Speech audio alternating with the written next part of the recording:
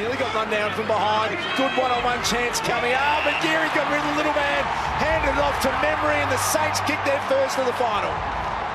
Buys himself a little room, doesn't kick it as he would have liked, falls near the goal square. Max King! Take it cleanly, Sinclair over the top, might work out okay. Thank you. Hanbury on that left of his, over the top, into the pocket. Loney might just play on. Sets it up, all on his lonesome.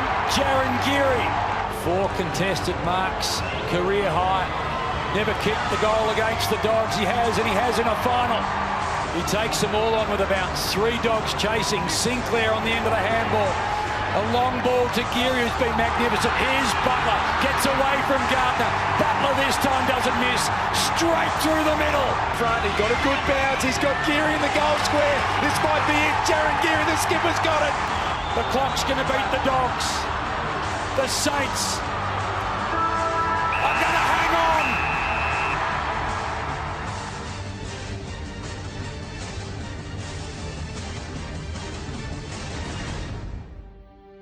Well, it's a terrific one this week to be joining you on Unpluggered. Obviously, at this stage, we're not exactly sure what our next podcast is going to look like. We're hoping that we're previewing another final. We hoped that last week and we got our wish, and we hope that again as we look towards next week's show. For the first time in a decade, we've tasted final success. It's come in the unusual way that 2020 has provided everything, with us watching it from home with the game in Brisbane against another Victorian side. But great to see a lot of Saints fans there, and the atmosphere, and I'm sure we were as pumped during that third quarter, and then after the heart palpitations in the last term when the siren sounded, more pumped than they would have been for a long, long time. It was a special day, and in a year that's been pretty bleak, the Saints have been certainly a beacon for most of us this year, and it's been great to see the progress. And we earn the right now to challenge the reigning premiers. It's been a week where not a lot has gone right for us off the field in terms of personnel, but we will send 22 out there to take on a Richmond side that would be smarting a little bit after last week, and maybe we can tap into that. It's not a bad matchup for us generally. We understand that they're a fantastic side, but we belted them earlier this year. We've been all right in the last couple of years against them too. That's not in any way underestimating the gravity of the challenge that is in front of us, but it's wonderful to be here talking about it. A 3-point win over the Bulldogs for most of the game, or for most of the second half. It looked like it was going to be a lot more comfortable than that, but nothing's ever easy, and it got very tight at the end. But Nick, probably an emotional day for a lot of Saints fans to get there and then to win and still be alive. Yeah, very emotional. I think that last quarter, like you mentioned, kind of made it even more so. I think at 3/4 time, we were all feeling pretty good about ourselves, and then 10 minutes into the last quarter, that lead starts to get cut into, and then all of a sudden it's under a goal, and we're going, shit, this can't happen. Surely this can't happen. Earlier in the year a couple of times, but surely it can't happen tonight. We're better than that now. Luckily it went our way, and there was some very influential passages of play in those last few minutes, as I'm sure we'll get to. But yeah, wow, it was a roller coaster of an afternoon, evening, I guess. But just super glad that we got another opportunity. That was kind of one of the things that we spoke about last week, is that we just wanted another week. We know that this year has been a success. I think for all of us, as a footy club, this has been a successful season already, but we wanted to get a finals win, not just a finals appearance, but a finals win, and have another crack and get another week. And we've got that, and ready for the boys to put their best foot forward again. Yeah, absolutely. I think I walked out of the room at 3/4 time to get a drink, and then when Daniel kicked his goal, I almost walked out of the room because I didn't want to see it anymore, because it was just that it's never a St Kilda game without something like that happening. But to finally hold on to one of those games, that is one step, especially being a final against a team who have had recent final success. So yeah, it's finally good to hold on to a game where a team's come back at us, and yeah, it's just nice to be able to say, hey, we've won a final. It's happened only last week. Let's roll on this and keep it going. We're against a team who's been very good recently, but the chances are they've got to drop out sooner or later. You mentioned the holding on one of those games, with everything's going against us in the last quarter, and we've seen us drop a couple of games like that already this year. But the confidence that it must give them heading into a second finals game, into another week of finals footy, that they held on and managed to pull it out. And some of those guys, there was some Jack Steele in the last quarter, Dougal Howard, Nick Caulfield. It must give them so much confidence to believe that they really can do it again this week. Yeah, I think, and for me, when they got within, and there was still 2 minutes to play, and they're within a kick, you're thinking, well, we haven't been here before. We had some players that had, obviously, and they were influential, but the Bulldogs had been in those epic big finals a lot in recent years, and obviously none more so than 2016. But to see in the last couple of minutes, Tim Membry drops behind the ball and takes a contested mark. Rowan Marshall takes a contested mark on the wing. Nick Caulfield gets his head over the ball, draws a high tackle, wins a free kick by sort of body lining the ball. Obviously, Ryder's ruck work before he got injured, but Butler and Hanbury's attack on the footy in those closing stages. Just those sorts of composed things where everyone did what they had to do when it got tense. Now, obviously, we gave away a couple of ill-disciplined, iffy free kicks in the last few minutes. So we can sort of debate whether they were there or not. But the Mitch Wallace free kick, which he missed, and then Caleb Daniels' free kick as well against Wilkie was probably a little softer than the first one. But those sorts of ill-discipline, you're thinking, geez, we're coughing this up. We're making mistakes. We're living in our defence. We've sort of stifled our own run. But yeah, when it mattered most, we were composed in the last couple of minutes, and they'll take a lot from that, because obviously Richmond will test them if they're in the same position again. So yeah, that was so crucial, and obviously Jaron Geary obviously needs a mention for a lot of his actions throughout the course of the game as well. But yeah, pleasing. Caulfield 4 intercept marks in the last quarter. Dougal Howard played his best game probably of AFL football ever, I would say. He's had a fabulous year, but he was brilliant. Just all of that was so pleasing to see. The first-time finalists too, like Billings, Ross and Membry, experienced players, but first-time finalists that had good last quarters as well.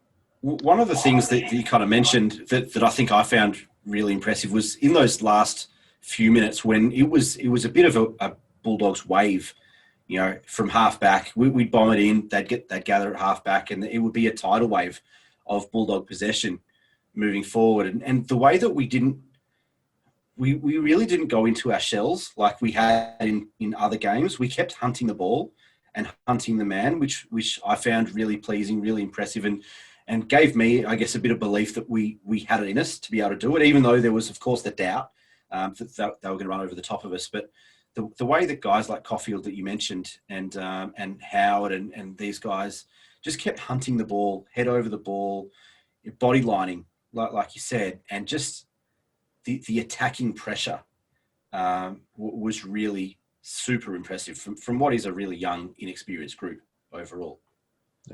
I think I said last week or predicted that Gears would walk out there a foot taller than usual, being the captain and that. And I think, admittedly, standing next to Daniel, he looked about 7 foot anyway, but he just stood up. He's saying, I'm leading my team to a win this week. And massive game. I mean, it'd be almost his best game for the club he's ever played.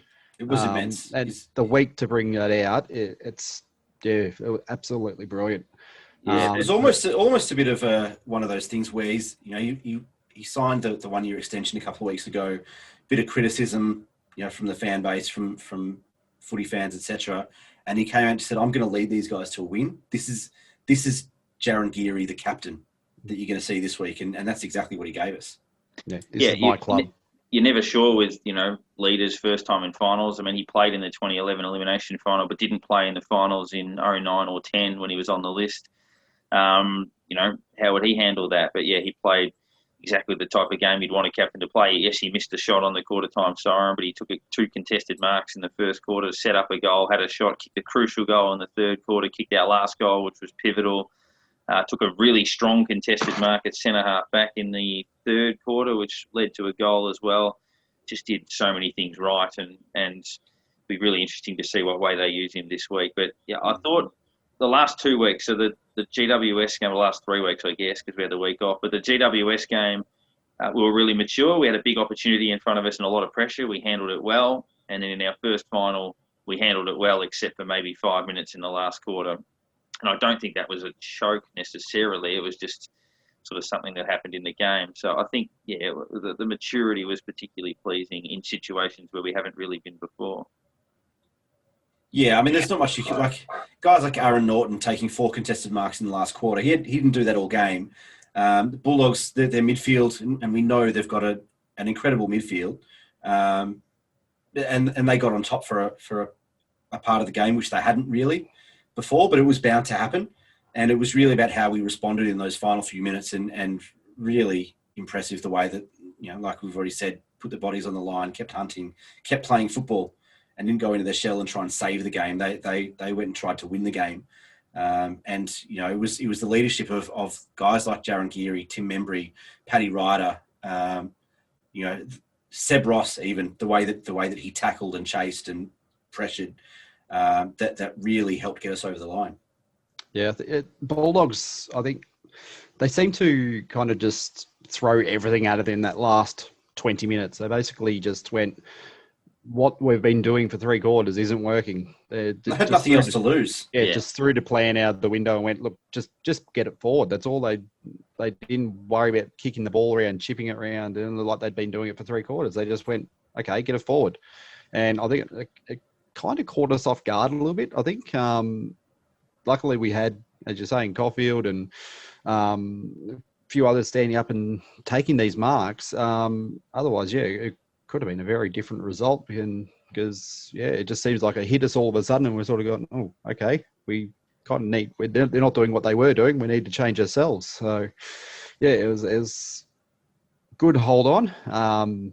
But if a team does do that earlier in the game, we kind of need to switch on a little bit quicker ourselves. Yeah, I like the 10 minutes before half time too. So Mitch Wallace got that ridiculous free kick and kicked the goal from outside the boundary. But then the next 10 minutes we were really, really good. I mean, Max King took another contested mark. His first half was outstanding. The 2 big clutch marks that he took and kicked goals. And then Paddy Ryder's goal before half time. But I can't imagine as fans, given the occasion, we would have had many more exhilarating moments than when Butler sort of sprinted into the open goal in the third quarter. And it looked like we'd broken them at that point. And just the excitement around all of that, I thought votes were pretty tricky. I know we've been going sort of 1, 2, 3 of late, but for me anyway, the one vote could have gone 1,000 different ways. I could have given one vote to Geary. I could have given one vote to Hunter Clark. I could have given a vote to Caulfield, certainly. Could have given votes to any number of players. Even Membry was in the mix for that. But I gave one vote to Dougal Howard. Thought that in what has been a very good season for Dougal, that was the best game he's played. Had 18 kicks amongst 20 possessions. I gave 2 votes to Dan Hanbury. His influence was exactly why we brought him to the club. And I gave 3 votes to Paddy Ryder, who was the most influential player on the ground. Without question, it was a shame that he obviously went down with a minute to go, and that's potentially quite costly. But for me, 1 vote to Howard, 2 votes to Hanbury, 3 votes to Ryder. Hey? Yeah, very similar as you're saying. There's an absolute raft of players you could have given that one to. I mean, it was hard to just go, okay, these are the 3 that I'm going to be giving to. I gave 1 to Clark, or we almost called him Matrix. It's just time stood still around him. He just did what he wanted with the ball. It was amazing watching someone like that kick out of the tackle. All you go, oh, and here we go, it's gone. All of a sudden, it's out straight to our own player, and he just, how did that happen? So he is going to be something special in years to come. So I gave him the 1. 2 to Dougal. Amazing game. I was looking at the stats. 15 rebound 50s. Considering the Bulldogs had 24 all up, that was a massive stat. Something you don't really see very often at all. That sort of number is just crazy. And 3. Obviously, Ryder, huge game, and you just sort of look now and go, that's a massive loss for us now. As we've heard it, he may not have done it again this week, but now we need Rowan to step up and do that. Exactly what he did. Yeah, it was really hard, as both of you guys have mentioned, that these votes could have gone to anyone, and so much of it is a matter of perspective. We asked on Twitter, who we thought the best three on the ground were, and we got a number of different answers, which was quite amazing. I haven't had an experience like that with a St Kilda game in recent memory, that it's been so open for interpretation. But I gave one to Dan Hanbury. I thought his first half was incredible. He led from the front. He won nearly every contest that he went to. His skills are so underrated with ball in hand, and he very rarely misses a target. I thought he was phenomenal. A little bit quieter in the second half, but stood up when it counted. I gave two to Paddy Ryder. Probably the best player on the ground, like you said, H. I think he was probably the player of the game in terms of playing impact, and probably his best game for the club since he's come over, and will be a huge loss. And three, I gave to Jaron Geary for immense leadership, and it wasn't just leadership, because he did his job as a defensive forward as well. He stopped the run of Johannesson or Caleb Daniel, whoever he was on at the time. Whichever guy he was on, he stopped. And the Bulldogs played a bit of moving the magnets to try and get him out of the play at times, but also kicked some really important goals and provided a marking target. And really, we had some good forward play from Max King and Dan Butler and stuff as well. But Geary really held that structure together from a kind of a small to mid-sized forward perspective, and just really, really impressive game from Jaron Geary. Honourable mention to Dougal Howard, like you mentioned, his ability to get his hands on the ball, like you mentioned, H, and make a difference. It wasn't just 18 kicks and 15 rebound 50s, but he had 604 metres gained, which from a fullback is remarkable. And what's even more remarkable is that he wasn't just bombing it forward to space or to a contest. He did it at 85% disposal efficiency, which is, it's unheard of for most players, let alone a fullback. And it's pretty rare to see in today's footy any player, midfield, wing, whatever, have 600 metres gained, let alone a key defensive pillar like that. So on the program now, as I say, those votes were very, very difficult, and we'll get to some of the listener responses and nominations a bit later on. But a former Carlton premiership player has just coached St Kilda into a finals campaign and a finals victory. We, in the past, had a Carlton premiership player coach St Kilda into a finals campaign and register a finals victory, and we'll catch up with him now. It's Ken Bomber Sheldon.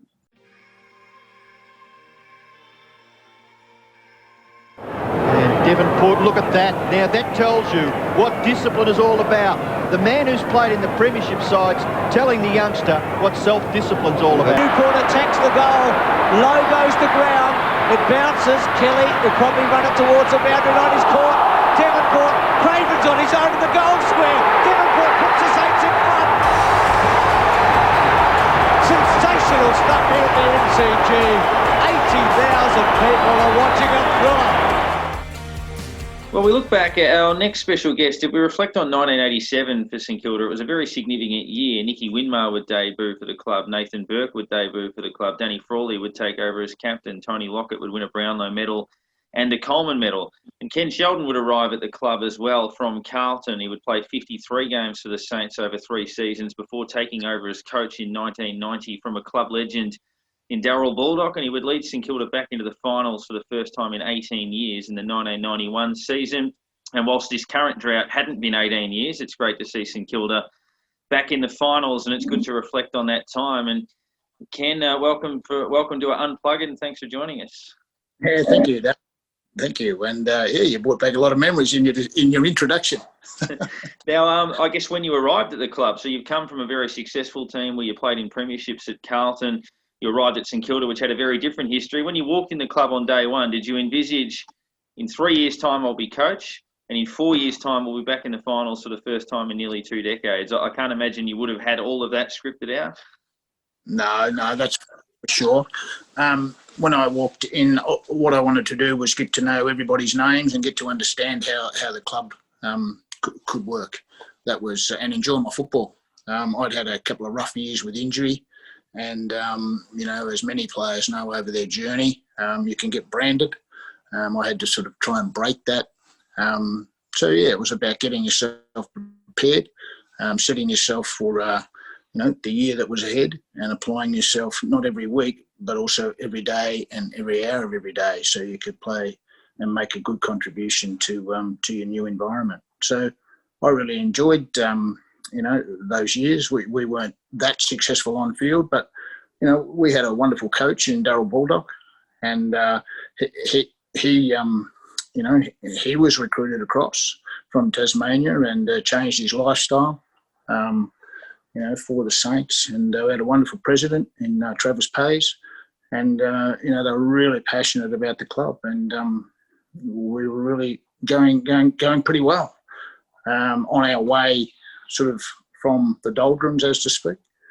Not a lot of money, not a lot of facility, not a lot of depth in our playing list.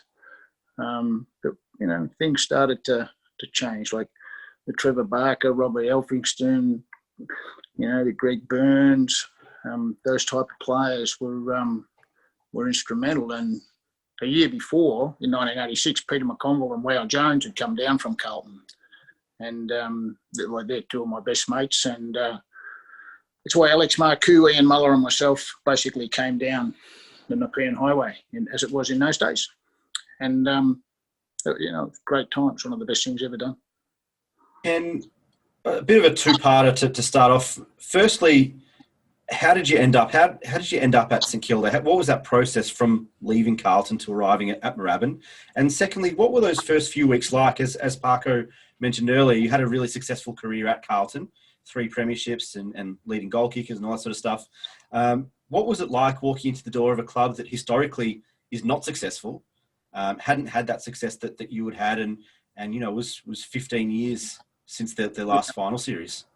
Yeah, you sort of positioned that question pretty well. I was going to be an assistant coach at East Fremantle, and I was over there in Perth when Murray Ablett, the St Kilda GM of footy and recruiting in front of turned up at our hotel. And amongst other things, we had a reasonable weekend. and then as you did back then. between that sort of influence and that of a couple of great mates, as I said, in Wow Jones and particularly Peter McConville, I thought about it, and I thought we had 4 children, and to take them all the way to the other side of the country, I thought, well, it's realistic, and also to play in a top competition. Right now, the Saints weren't in the top of the top competition, but I thought, wow, let's see what can happen here. So, and then Daryl Bulldog was very persuasive, and he was just very persuasive. So I thought, well, yeah, we'll do that. And the difference when stepped in the door was just the standard, the performance of training. Fellas, in those days, quite frankly, would walk in, and I don't exaggerate this, but they might have a half a bucket of Kentucky Fried Chicken as they walked into training. Like, they had no intention of training. They had no intention of getting something out of the night. I don't know, even really still to this day, understand why they even bothered to come to training, with that sort of attitude.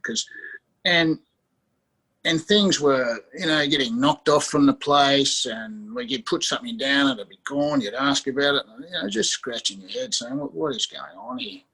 And anyway, a few got together and started to lift that, like as many had tried over times. But, when you're that desperate for a few bucks and that desperate for, as we were, and I certainly found that as when I stepped in the door of management as coaching, it was really tough. It was probably an uneven playing field in comparison to Carlton back them days. So it was pretty tough. But at the end of the day, there was enough players there and enough really good people in amongst the place for us to bob our head up again. And then we sort of went down a bit, and then we bobbed up again, and we went down a bit, and we bobbed up again, and down a bit, and here we are again, Sounds like 150 years of St Kilda Footy Club. Yeah, that does, doesn't it? And it's but it's a tough competition. you know, it's interesting to see during that time, from that time to now, how many teams have played the most finals. And I think it might be Geelong and West Coast. I think it might be. You know, the powerful clubs. And, you know, if you look at the West Coast, they've, like, powerful in every area. And then if you look at Geelong, well, you know, to get 7 father sons is sort of a stroke of luck, I reckon. Yeah. and a couple like an Ablett, you know, makes a bit of a difference. And, you know,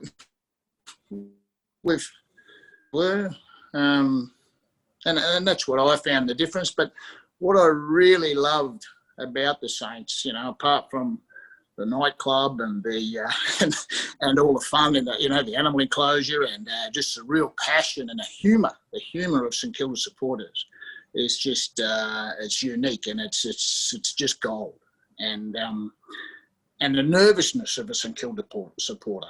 You know, when you might have won 3 in a row, but they're not expecting to win the 4th one in those days. They're sort of saying, "Shit, it's coming." You know, we're gonna cop it. You know, and you might be walking by somebody in the footy, and they'd be nervous as kittens. But just to get through that and grow through that, you know, it's taken a lot of years. But I sort of sense where the Saints are getting there now. Yeah, is it? I don't know, help. But probably a bit of insight into it. Yeah, beautiful. Yeah. So when, as Nick's saying, when you've walked in the door there and over the 3 years that you've played there, did you find that you changed yourself a bit? Did you yourself have more impact in changing anything that you did, or was it the club itself and the people around you that sort of changed how you played or how you did things, or just? Well, I worked out pretty quickly, and Doc said to me, "Kenny, you're slowing down a bit. We might try you in the back pocket." And I said, "Well, that's a pretty good move, actually, because the ball's always down here, right?" And, you know, so we had a bit of a laugh about that. And so I started my career in the forward pocket, went into the centre and ruck roving, and ended up in the back pocket, right? So did the whole gambit. And I couldn't believe really how simple it was to play in the back pocket. Like, just read the ball off the opponent's boots, and time again you could just intercept. So the intercept mark and the link up handball and switch direction of play, and because the forward pressure that's in the game today wasn't in the game in those days. So, you know, if you got a kick, you mightn't have anyone around you for a couple of metres, and you could sort of take a bit of time and zig and zag and do that sort of stuff. But it was you know, the players, look, we had some wonderful players, but you've got to get your wonderful players playing most of your games for most of the year. And, you know, all of us would have some injuries here and there, so we're always disrupted. And then when you went for the depth, we sort of didn't have it because we weren't necessarily such a destination club. You know, people would perhaps go to Collingwood rather than come to St Kilda, or they would go to, you know, Geelong, or they would go to Carlton, or they would go to Essendon, you know, and we would miss on many occasions.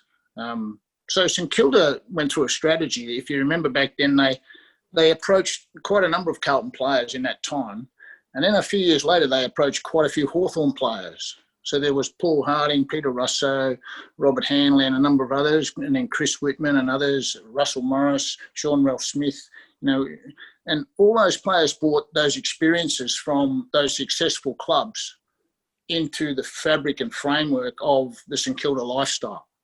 And all that started to help, started to sort of fill the jug, so it was a little more, you know, a little more professional.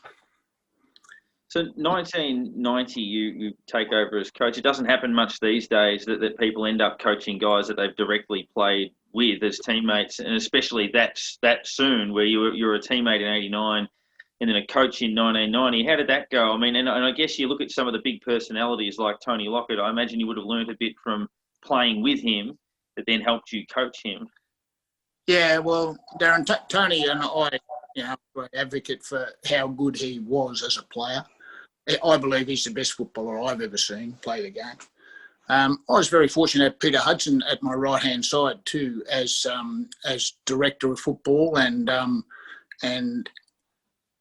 they're another great forward. So there was a bit of an insight there. Not that they were, they were a bit different in a lot of ways, but they were both exceptional players. And I also had Stewie Lowe, who's one of the, finest players that I've ever seen play the game.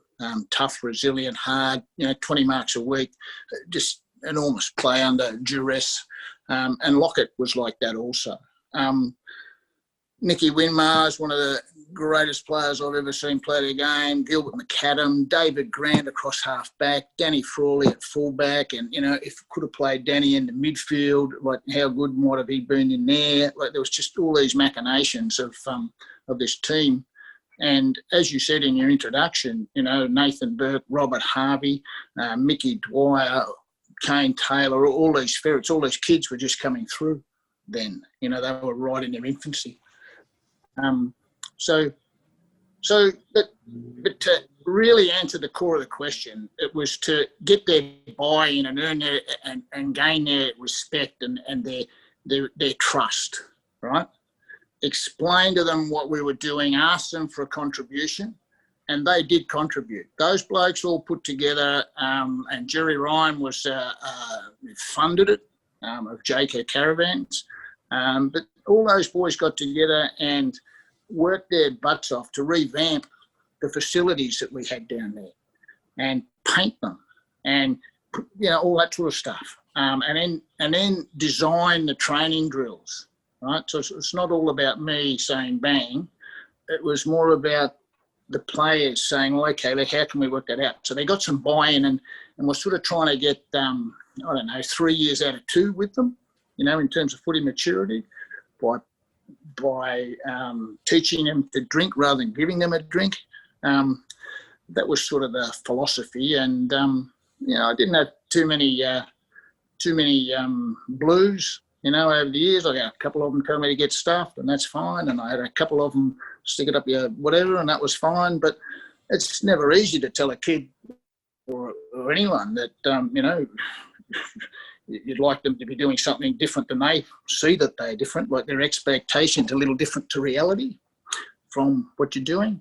And that's one of the toughest things as a coach, when you've got to tell a player that he's been dropped or he's been traded or, or he's ended his career at the club. It's, it's pretty incredible. One of the funny ones with that was Jimmy Cracker. So Jimmy, we recruited through the mid-season draft. We got 2 great players, or we got a number, but Jimmy got 36 possessions in his first game versus the Bulldogs. My first game as a coach. Tony Lockett kicked 10 goals.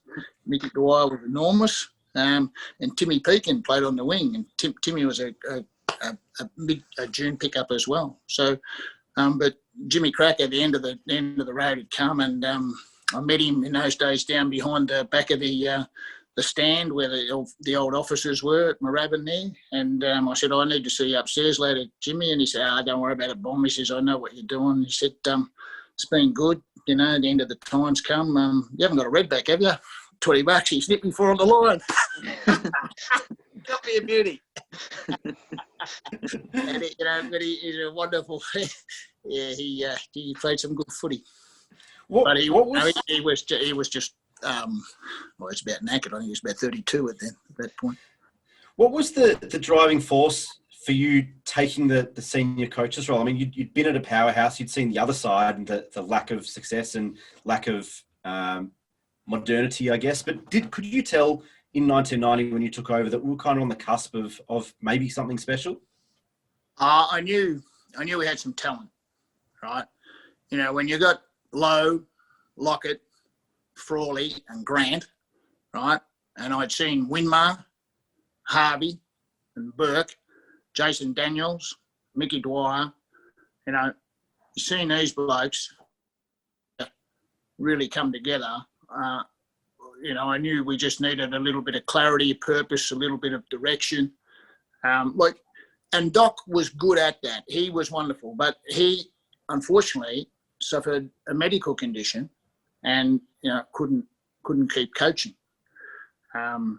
So I went into what I thought was get one more year playing, because I thought, 184 games or whatever I am, and blah, blah, blah. I remember the 200 club night games and all that sort of stuff. But, yeah, I keep playing. I'll see what I can happen. And, you know, we might go all right. I think I'll have another crack.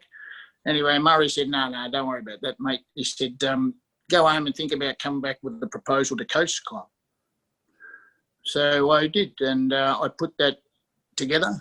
There were a couple of documents which were fairly, I suppose, innovative at the time. And I was able to sit down in front of the board of directors, led by the president, Travis Pays, the vice president, Jerry Ryan, Des Kelly, Brian Healy, and, some wonderful people. And in the end, they asked me back for a second interview, and then they asked me back a third time, and they said, we'd like you to consider taking on the role. So then I shit myself. Do you recall what some of those innovative measures were at the time that would have been brand new to the club or to the competition? Yeah, there was a bit of that, but you know, it's just getting the basics right, eliminating excuses. Like we would have a player that might slip over in the Moorabbin mud. Now that can happen to anybody. Stops have fallen out, right? And then, well, why have his stops fallen out? Like Jimmy Scott's been doing the stops there for years. He's knocked them in. What's going on? And you go into that boot room, and it was mouldy and wet. The heater, no heater, broken. Been asked 40 times to be fixed, but never been fixed. So the boots were just like the footies. You train with footies that were like balloons, and it's just stuff like that. Just getting that right. We had leg press. We had it in the dunnies on the old wing, which was locked up and closed because we couldn't pay the bill to keep the dunnies open. Like the plumber eventually said, "No, enough's enough." And all of a sudden, all this gym equipment went in there in the padlock. And then, a couple of years later, I found out we're actually still paying a lease on that bit of gym equipment. So it's a pretty amazing stuff back them days. Little bits and pieces, and as sort of life goes on, the stories, they become a little bit more, I don't know, you sort of tell them with a little bit more probably, or not as realistic as perhaps they were, but all that stuff really hurt us. And so we went to Sandringham Football Club and offered them to put the lights up there. And we did that for $3,500 it was back then. We didn't have it, but we found it somehow and put those lights up, and they allowed us to train through the final series at that oval, because the Moorabbin Oval in those days, it was built on a tip. And if we got some rain, our players would be pulling calf muscles or hammies, all very sore because of the mud. So you get down playing on go down and train down there, and come Saturday at Waverley, which is a huge big ground, and that's where the finals were played in those days, our blokes running on top of the ground flying, just the preparation of it. So just little things like that, videos up behind the goals to just show players, where they were and shouldn't be running, or things like that. You got Lockett that's a superstar, 4 blokes hanging off him. Well, get out of the bloody way and just drum it at the front, Don't try and compete with him. And most times you win them anyway. And it was good to see, just on that, a little segue, but into Cox's, big Cox for Collingwood, kicking those 3 goals in 3 minutes the other night, just took me right back to Tony Lockett. Just to see him do that, And I was reading through a couple of the records in preparation for tonight, like kicking 10 goals, 12 goals, 15 goals, 9 goals, 7 goals, 8 goals, just huge stuff, magnificent stuff. So you talked about how your transition to coaching was. How did the players that you had played with, how was their reactions? Did they take it on board? Oh, this is quite easy, or was there a few that were a bit like, I'm not too sure about this? No, I don't think so. I think I was, well, you'd have to ask them, but from my point of view, I selected them or not selected them, dropped them or ended their career, basically, which all happened with a few of those blokes, like the great mates of mine at Carlton and great mates while I was playing at St Kilda. But at the end of the day, when, it's years later, some of those relationships are not so much fractured, but you know, you're mates, but you're not great mates, which you might have been, you know. And there are players like that. You know, there are players like, well, I'll just name a couple like Jason Daniels, for example, or Timmy Allen, for example.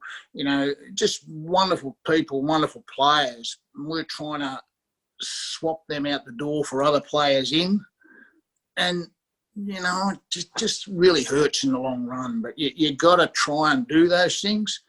You know, you got to try, but you can't get them right all the way, mate. And that's the same with when you're, you know, settle up with, you know, players that you played with. It's, you know, not easy, but you get through it. Always look at some of the numbers of that era, and you spoke about Tony Lockett. I mean, between 89 and 92, he kicked 402 goals in 63 games. It's beyond extraordinary that the run he had in that period. I mean, in 89, if he wasn't injured, he would have kicked 170 or something. And in 1991, he missed 7 games and kicked 127 goals. So if you maintain the average, he kicks 170 odd in that period. But 89 Docs last year, we were 6-4 and then lost about 7 games by less than 10 points. And then 1990 in your first year, I reckon we were 7-5 or 7-6. And then similar thing happened. And 91, it clicked and all fell into place. So I think we got the wobbles a little bit, but then came back with a streak of wins and made the finals. Can you sort of take us through that year and I guess what it meant to break through in 1991? Yeah, well, we always got the wobbles at some point in a season back in those days. And interesting, even in today's football, a lot of clubs still get a bit of the wobbles, you know, for 3, 4 weeks, 5 weeks where they can't quite snag a game. You know, and whether that's just the ability just to, well, you hear the word composure, you know, a lot in today's footy. Well, we used to coach that all the time, but there's so much with composure. It's on the field and off the field. It's approaching the contest, it's in the contest, and it's after the contest. You know, and that's hard to do for 25 weeks in a Melbourne winter. You know, pretty hard to do. And the level of professionalism, the level of the excuses that players could find if they needed to or wanted to. Like, it's a different world today, the AFL football scene, than it was then. But it was on its way, and yeah, that's why I think those sort of injuries, like that season you talked about, 89. I reckon Tony had round 10. I reckon he had a round 9, maybe even had 90, maybe 70 goals. It was 71 goals in 9 rounds. Yeah. An amazing thing, and then he gets injured, and the teams used to play in a certain way. The opposition can try and stop him, but as I said, they couldn't. Yeah. When he was half injured, they might have, but when he's fully fit in those days, it was just, you know, it was pretty incredible. So, yeah, and late in that season, Darryl Bulldogs Genius, he put Nicky Winmar at full forward, opened up the forward line, and Nicky kicked 8, 6, 4, you know, just brilliant, because you couldn't beat him one-on-one either. And, that's sort of the thing. Like, if you look at footy, you know, you've got to be able to win the one-on-ones. You've got to have skill, and skill's got to be able to stand up under fatigue, and also under a bit of a jolt mentally. In those days, whether it be a knock or whether it be a bit of verbal or it be whatever, something else, you've got to be able to run. You've got to be able to make good decisions. You've got to have the desire to want to keep competing and persist to endure. And as we talked about, that composure. But then there's got to be something that's bigger than all that. And it's, that word teamwork. And players have got to learn to care and give and just have an awareness that together, you know, they do achieve more. And it's we. The ability to say thanks and the ability to talk in a tone, you know, not an aggressive, to do it right. All those little things have to come into that player's persona to be, to come out on top, if you like, and play finals. Now, to play in the finals in those days, you had to win about 12 games out of 22, or 11 out of 20. That sort of name, and that's well, if you look at it, back to those coaches we talked about, you know, if you have a season where you're sort of doing under 50% win-loss record, you don't last long. You know? So it's the way it sort of ends up. And interesting to have a look, I don't know, players, you know, you play 100 games, play 4 years. How many games do you play? How many do you win? How many do you lose? It's pretty interesting. Our numbers, at least as a club now, St Kilda are on the up. You know, they're on the up, which is a good thing. You're one of the few St Kilda coaches to have a win-loss record over 50%. I think yours stands at 55%, so that's something to be pretty proud of. But what was, Parko mentioned that that 91 season. What were the fundamentals of your coaching style and the behaviour that was required, and what was it that clicked in 91? Yeah, well, I think just the maturity of those players. They were getting games into them. You know, those things I talked about before, those probably 9 or 10 key elements of a successful player, a successful person in football on the footy field. If you're a coach and you hone on, let's just say Jason Daniels, perhaps kicking mightn't have been one of his strengths, or perhaps physical fitness, Tony Lockett, like an asthmatic and prone to be a little overweight, mightn't have been one of his real strengths. So you'd have a month or 2 or 3 where, or a player mightn't be that tuned into training and, you know, continually late, or all the different things that happened in those days. You've got to be very careful not to hone in on those things too often, where you piss the bloke off and a few of his mates and a few of his family and a few of his friends and a few members and a few supporters and and all of a sudden you've got a bit of a tidal wave going on. So you've got to be very careful to have an awareness of all that sort of stuff. And so to get across that, you kept throwing things back at the playing group and asking them the questions on how we should be training and having them take the training drills. Like have a Dean Rice take some handball drills, or a Mickey Dwyer take some tackling drills, or a Gilbert McAdam, you know, take some marking drills, or whatever it might be. Nicky Winmar take some kicking drills. Like it went on and on and on. And so you just worked on their strengths. Now our strengths were to win that ball in the middle and get it down there quickly to a Lockett and a Low. Like it made sense, yeah? And as was talked about earlier, Tony, subject to injury, was essentially unstoppable, as was Dunstall at Hawthorn, as was Ablett at Geelong. We were lucky that we had Spud that could pretty much nail both of those blokes. No club had anyone that could knock off Tony. You know, it's pretty good.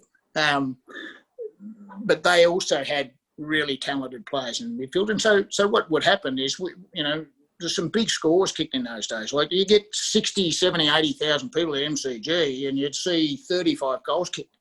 It's pretty fantastic stuff, like really good footy.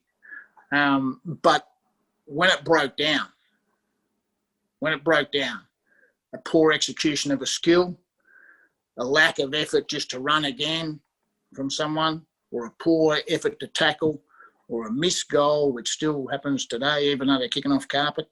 The defence wasn't in the game as it is today. So the opposition would then get a break on you. But our operation, if you like, a modus of operation was to win the 50-50 ball, win the one-on-one, and get it quickly down in there to the Locketts and Lows. And if that wasn't on, have the strength of mind to keep trying to go through the middle. Because what would happen is the opposition would stick numbers back in the corridor, and our blokes, and just watch my hands, when they weren't tuned in mentally, would just get wider and wider and wider and go off the screen, and, they build the fences to keep them in. Yeah? So you had to keep pulling them back in just to keep bashing the ball through there. Now, there was something else in footy those days. So if you were sitting back in the hole and you had a Low or a Lockett and their knees are that wide, like the great one with Rodney Maynard was, Rocket, I wouldn't stand there too long. Yeah, so it's just after half time at Moorabbin, that was.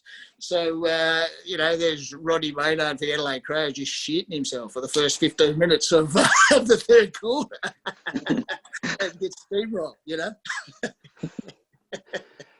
So you had to really just, and mental strength, just to keep working through that. You just had to keep growing as a group. So speaking of honing in on something and coaching advice and that sort of thing, Queen's birthday, 1992, you've decided to walk down to defence, hone in on one player in particular. Yeah. Then what did you say to him that made him resent it so much that he'd come out and kick the winning goal? Yeah, that's exactly. Thank you. Was that his only reply, or? That's good, yeah. That's the only way he could reply. Look, Craig was an extremely talented player. Craig Devonport we're talking about. Played 100 games with the club. Kicked 5 goals in a game. Kicked 5 goals in a quarter. There's very few players that had that talent. Extremely talented basketballer and a lovely young fella. But for those very reasons that I just talked about, some of our players had a tendency to try and grab the ball out here rather than pushing it through there. And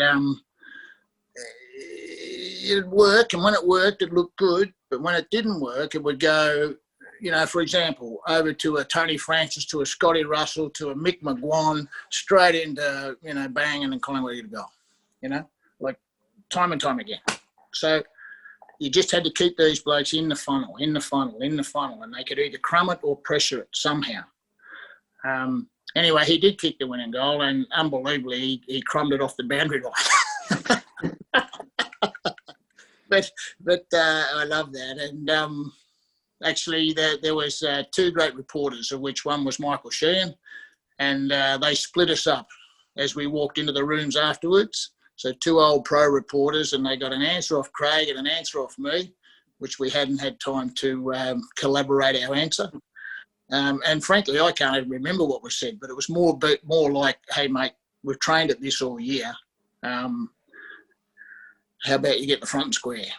And might have been said in a little different than that. But I was a bit stiff. There were 80,000 people all looking down the other end, and one bloody photographer that would see me jump out of the box and go down there. Just one on that, though. The great Peter Hudson said, "What are you doing?" I said, "I'm just going down there." He said, "Oh, I'm not sure I'd do that." One of the most iconic moments, but obviously 91 finals, we lose an absolute classic to Geelong. 1992, we beat Collingwood at Waverley and then lose to Footscray, so we're tracking up. 93, we had some great wins, beat Collingwood at Victoria Park, beat Carlton at Princess Park, beat Geelong by 15 goals at Waverley, beat North Melbourne twice, and they were on top of the ladder for most of the year, but obviously had some lapses and missed the finals. And we spoke to Nathan Burke a bit about it, and he said that the club had a habit of being impatient where something like that would happen and that they'd make a snap decision and sack a coach, for example, saying when really you've got to hold your nerve, and it's situations like that where that can happen. And we only went 10-10. It wasn't a disaster. Can you take us through your departure? Because it seems on most measurements to not exactly be fair based on the run of the team. Yeah, no, I think you summed it up pretty well. I think Nathan's given you a pretty good reflection of what happened. But then also from my point of view, like, I was 33 and probably a bit immature too, so sort of the meetings that went on about where the club and how we were going to go forward and what we were going to do, and, who they wanted to sell and who they wanted to know. There was all, I didn't necessarily agree with most of it or all of it. And I thought we could go another level the following year, as all the things we've talked about started to manifest and mature, and the players were hungry for another run at it. And loyalty, like strength through loyalty is our slogan. And I reckon that one's pretty right. Like we had a group of players that were coming through together, and, you got to love them. Like 300 plus games, a number of them that are all just top line fellas and great families and just fantastic. And, we've been so close, but why have we only been so close? Probably that bit of impatience is one of the keys. And if you look at some great examples that are talked about every time a premiership coach and his team win one, and that coach could have been sacked 5 years ago, but the club held his nerve. Like Bomber Thompson's good, Hardwick is good, examples of that. And there are others. It didn't quite happen that way with me, and I went and coached elsewhere and did other things, and had a wonderful life, and it hasn't worried me. But we just sort of never connected when it probably really mattered at that time. In the middle of that season, we'd lost too many games in a row in the middle of that year, and that's where the outside noise that I talked about starts to get people. And get some jittery.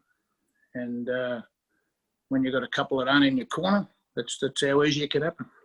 And the votes have only got to go 5-5 and the president's got you, and it's only got to go the other way a bit and you're out. 4-6, done.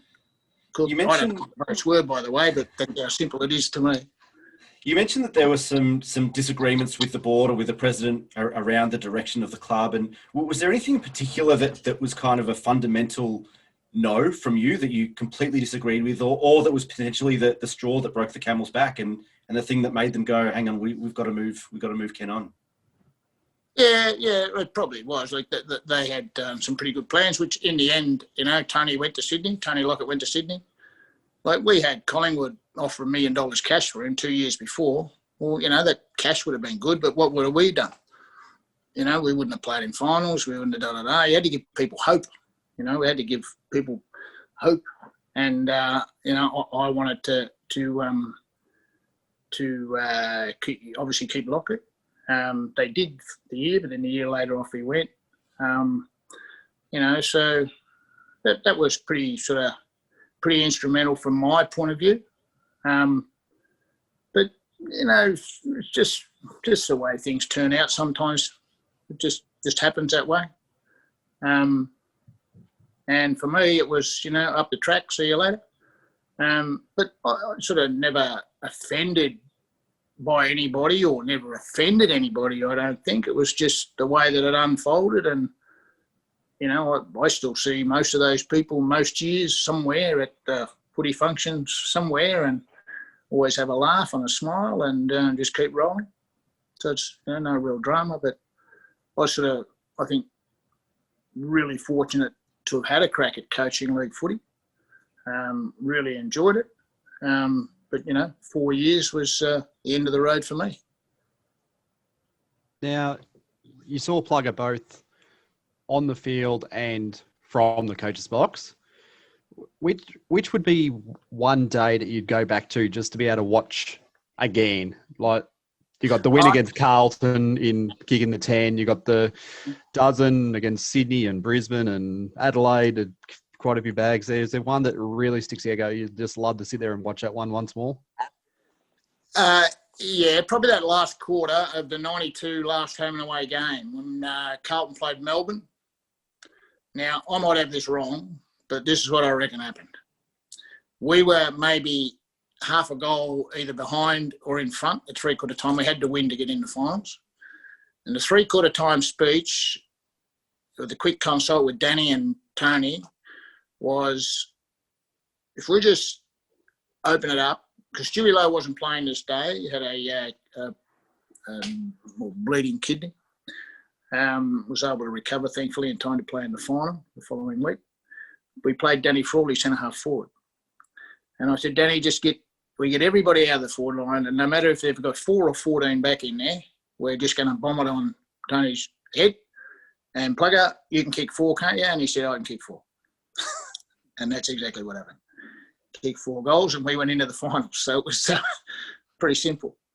And I've never seen that quarter of footy, but that's probably the answer. And I could be so far off it, but I think that's what happened.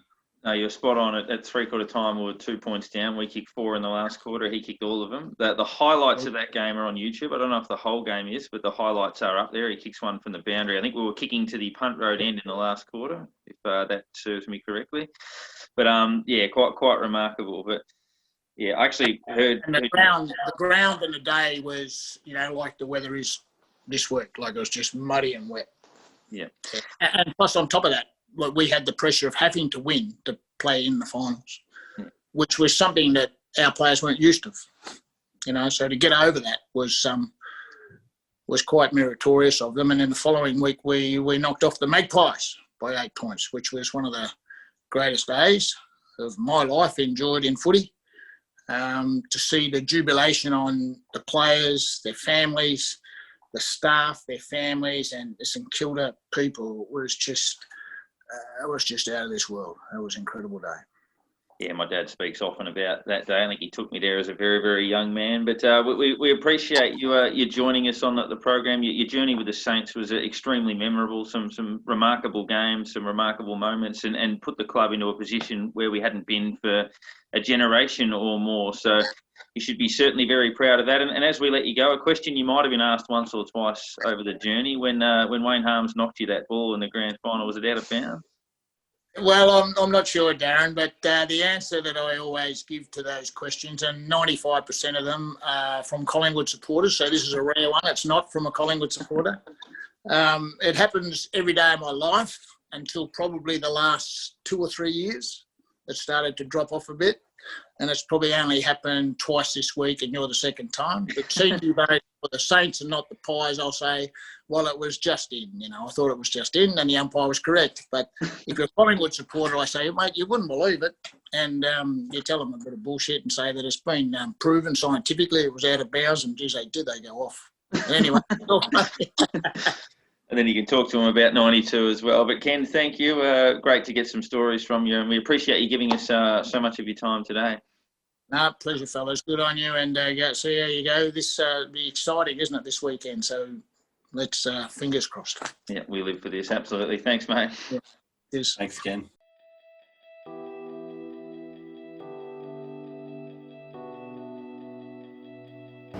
Really proud.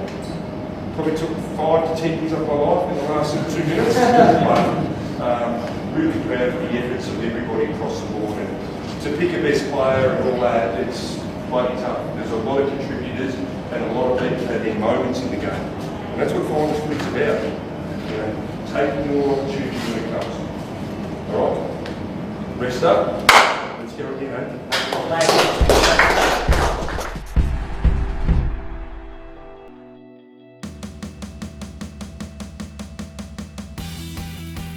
That was Ken Sheldon there, and also the thoughts of Brett Ratton after the game. The immediate reaction, I think, is something we can all concur with. Losing 5 to 10 years of your life, watching that game in that last quarter, the last 10 minutes especially. But we also share the pride that does come out of it. Next stop is Richmond, the reigning premiers. 3 consecutive finishes in the top 3. At least the prelim in the last 3 years, obviously, for the Tigers. So they are the benchmark of the last 3 years. But in saying that, coming off a loss to Brisbane, we belted them earlier in the year when they were a bit out of sorts. And when we belted them earlier in the year, Paddy Ryder did not play in that game. Rowan Marshall did. Josh Battle did. Jake Carlisle did a pretty good job in defence, and obviously we won't have him. And Ben Long was okay that day as well, and we won't have him after the tribunal stitch-up during the week. But times 3. But we look ahead to that game knowing that we've got to make some changes. Obviously, the news has been improving on Josh Battle as the week goes along, coming off that foot injury that kept him out of the elimination final. And then it comes down to other changes. So Nick Hind, you would think it'd be a good chance to play. And I would imagine, boys, based on height, for all the defensive options, they've probably got to pick a Dylan Robertson. We can't go in with 2 tall defenders. We need the 3. And Dylan Robertson hasn't played since round 1, which is way back pre-lockdown the first time in March, but I think he's got to get a crack at it, because I'd like Wilkie to play on Martin when he rests forward. He held Martin goalless for 62 minutes as a forward back in round 4. Dougal Howard could take probably Lynch, and then Dylan Robertson will have the task of playing on Jack Rewalt. Yeah, it's probably a lineup that probably is likely. Battle being back, I believe he's going to be back in the team. He's probably going to have to take up that defensive role that he has played before. I think he's possibly that wild card that we can put down there, sort of just half watching someone, half fill in the space. We know how hard he is at the ball. We know he can read it really well. He's a good disposal. So, him coming back in will be a huge help for us. So it's not all, I guess, doom and gloom losing Jake. We have got a capable player coming back in. We've got definitely we have backup, which is good. So it's not as bad as it is. Where other years we would have been like we've got absolutely no one left. We've got players who can come in and play roles now. Yeah, it's an interesting one. The Battle one's really interesting because had it just been Paddy Ryder injured, then Marshall moves from forward to full-time ruck. Battle goes forward, at centre-half forward, Max King the goal square. And it's pretty easy. But Carlisle missing 2 and Battle being a bit of a swingman and really versatile, it's really where they feel he's going to be most damaging and most impactful. And like you said, I kind of feel like he's best suited in this role, this particular week, going back to be that kind of semi-centre-half back, like you said, kind of half on a man, half loose man in defence, third man up kind of guy. The way that he reads the play, his foot skills out of half-back, really good, really valuable, especially, when we're missing a guy like Ben Long, who's both hard at the ball, but also really skillful. And, the ability to hit targets, we need to replace that. It wouldn't surprise me to see someone, if we don't bring in Robertson to play, I guess, that key back role, then for Battle to go back and to bring in someone like a Webster to replace Long. I think he's got a bit of that tough nut at him, but also the ability to move the ball forward and kick long and break lines. And I feel like it's either him or Shane Savage that comes in for that role if we don't bring in a Robertson, I guess, because there is talk that those guys, and especially Webster, can potentially play on a mid-sized forward, not just a small forward, but a mid-sized forward. But it's going to be a really interesting week at the selection table. I think probably the most interesting week of outs and ins that we've had all year, just because of the nature of the outs and how important all of those guys are to our structure. But yeah, very, very interesting. I think Battle Robertson and probably Webster for me are the ones that come in. Probably need to go a little bit less predictable in the forward line, given the way that Richmond structure. I mean, they're more about structure rather than sheer brilliance on every line. They've got some superstars, but their system and structure stands up better than most just about ever have. So the reality is that it's clearly going to be a significant challenge for us, but that's why we've got to come up with something unpredictable, and we've got to start well. Just punch them in the nose early, get off to a good start, put some doubts into their head. As I said, we're not the worst matchup for them. I mean, we acknowledge that they're the best side in it, but in the last few years, they haven't really got hold of us that much. I think our record... We do match up pretty well. Yeah, it would be 50-50 against them in the last 3 or 4 years, I would suggest, or close to. And even in the losses, I think we're all over them at the G in 2018, and last year we were a goal down with 5 minutes to go or something, and at Docklands we were no good. So it's not an awful matchup, but obviously it's a final, and they've been there 1,000 times before, and they'll be smarting from last week, and a lot of key players had bad days like Rewalt and Martin. So I don't... And Lynch back. Yeah, that's right. I don't underestimate the statement. I did legitimately message my father at the day of recording this podcast and said, and I firmly believe this to be the case, that if St Kilda beats Richmond on Friday night, it's the greatest victory in the history of the football club. I can't imagine a victory under the circumstances. So 6-day break, they get a star back there at full strength. We lose 4 or 5 players. Our lack of experience compared to theirs, their record, it'd be the greatest win in the history of the club if we win on Friday night, I would think. 97 prelim might go close. Close, but we probably were going a fraction better than they were at that stage. And I know we didn't have Spider, but we had finished on top, I guess. But yeah, similar, I would say, in terms of the significance of it. But yeah, if we could, I reckon it's our best ever win if we win this. So do we do a similar thing this week as well? Do we have gears going forward and being accountable for Hooley? It's or do you use him to keep Loston or Grimes away from the ball potentially? Yeah, they've got a few of these players who pick up a few possessions out the back and are good ball users. So just a bit more pressure on them, make them need to think two ways, make them accountable for someone at the same time, put pressure on them using the ball. I think we did it for a while against them the first time. Hawley was, while he got a bit of the ball, he wasn't overly effective with it. It just, if you get in their head, they're thinking, okay, if I miss this kick, the ball's going to go back over my head and I've got an opponent behind me. So it puts that extra pressure on them to actually hit up a target and get the ball moving in their direction, and then having to go, okay, I've got to run back now. So, yeah, I think the other things we look at, we've got Rose going to have to go up against Nankervis, who reasonable ruckman.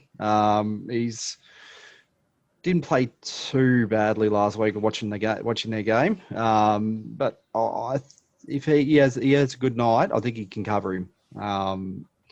It's going to be more around the ground because Rose is a bit more mobile, so he'll be able to get to position a bit quicker, and so it's just a matter of, okay, we might not win the taps as much because he's a bigger player, but let's get to the feed and try to get the ball out of there. Their mids are very good.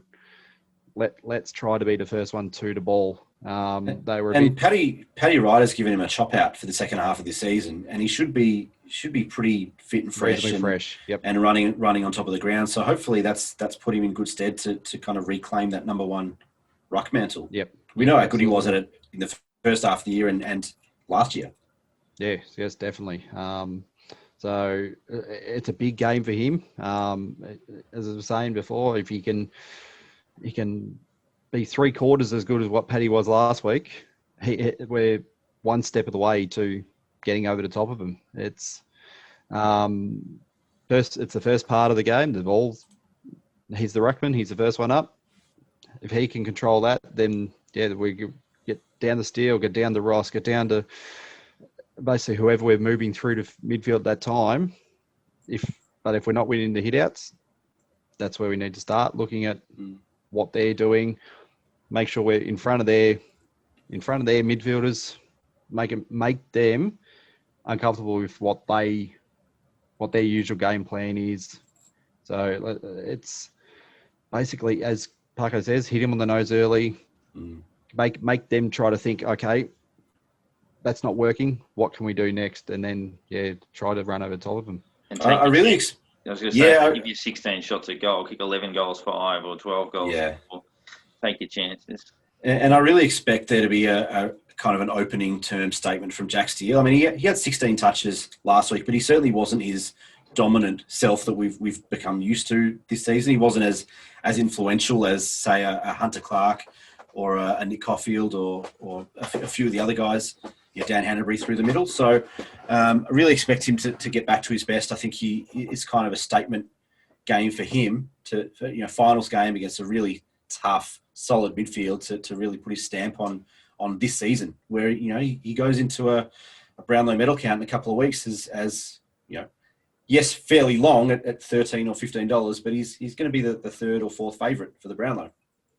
Yeah, and he's probably going to finish on the podium or close to it. You would say Lachie Neale's going to be very hard to beat. But Brisbane did expose her a couple of things just before halftime. I know Richmond will have learnt from it, but Brisbane annoyed them. They gave away 50-metre penalties. They got frustrated. They got into fights. It shows that you can get under their skin a little bit. And I reckon there was a moment just before halftime where Brisbane would have looked at each other and thought, shit, we could win. We just rattled them a little bit here. And we've just got to give ourselves that moment. Don't let them dictate the game. Just let them chase us. If they run us down because they're too good, so be it. You bow your hat and just say, good on you, go on and win another flag. But just give ourselves a chance to, ask them some questions. Make them have to dig deep, and they might not get up. It might not work. Don't be scared. We've shown that we can match it with the best teams in the competition. Teams like Collingwood that got away from us. We had a bad game, but we've shown we can beat Richmond. We've shown that we can play well against Brisbane and Port Adelaide and the best teams in the competition. So don't be scared. You've earned your right to be there this week. Don't be scared. Go and make them accountable and play our brand of football. Spot on. We obviously hope either way we'll be back next week in some capacity. We're hoping we're previewing a preliminary final that we would enter as the only team that has beaten Port Adelaide and Adelaide this year. So we've beaten Richmond, we've beaten Port. They're two sides that stand in our way. If we get Brisbane, we only lost to them by 2 points as well. So there's, apart from there's personnel issues, but there's nothing about the fixture itself that should frighten us. You acknowledge that you're going to play very good teams at this time of year, and to any Richmond fans that do listen, I know you guys get very, very precious when someone suggests that you're not the kings of the world. You are, it's okay, but hopefully you're not come Friday night. Hopefully you're dethroned, and we can go a step towards taking that mantle from you.